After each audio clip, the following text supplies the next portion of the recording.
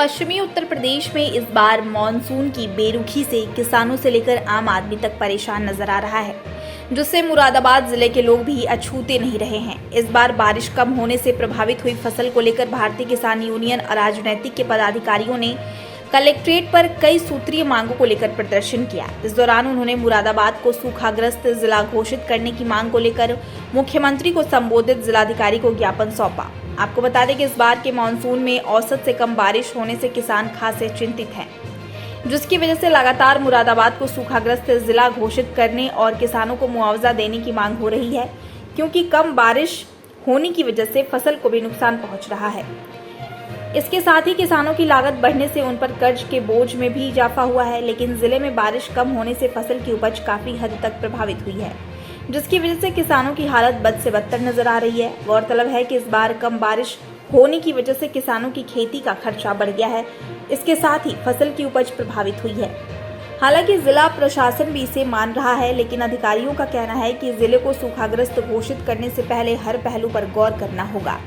वहीं आपको बता दें कि किसानों की स्थिति को देखते हुए प्रशासन विचार विमर्श कर रहा है।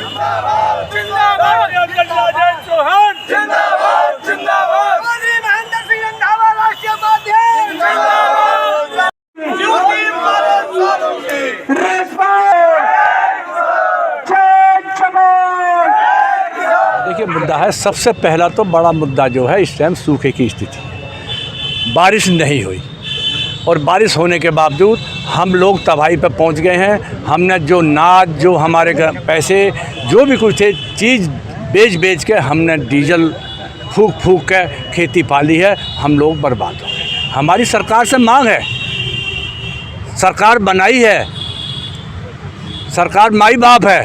हमारी मांग है कि भाई किसानों को इस उपलक्ष्य में सुविधा दी जाए, जैसे बिजली के बिल माफ़ किए जाएं, जो हमारे सरकारी ऋण हैं उनमें हमें सुविधा दी जाए, और जो हमारी एक वो जाता है मतलब एक तरह मुआवजा दिया जाए, ताकि हमें राहत मिले किसान को और हम आगे को तैयार रहें। इसी तरह का ऐलान हुकूमत ने किया है किसानों की सहायता के लिए। हाँ, सरकार कह तो रही है, लेकिन वो जब हम लोग आ जाए तभी तो है। सरकार तो कह रही है कि हम ये फ़ायदे देंगे, ये करेंगे, माफ़ करेंगे, कुछ करेंगे, सर्वे चल रहे हैं और तमाम सर्वे चल रहे हैं। अब सर्वे में क्या है, सर्वे में सरकार प्रशासन यहाँ से भेज रहा है कि भाई फसल खड़ी है।